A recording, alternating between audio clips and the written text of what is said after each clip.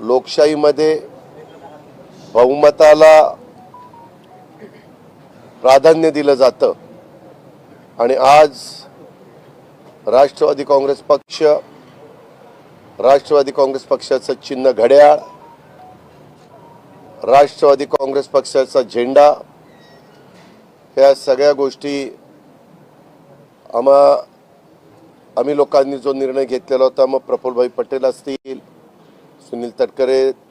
छगन भुजबळ, धनंजय मुंडे, दिलीप वळसे पाटील, बाबा आत्राम, संजय बनसोडे,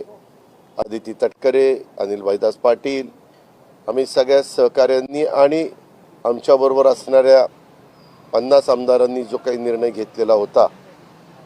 त्या निर्णयाच्या संदर्भामध्ये इलेक्शन कमिशननी निकाल दिलेला आहे. मी विनम्रपणे तो निकाल स्वीकारतो, मान्य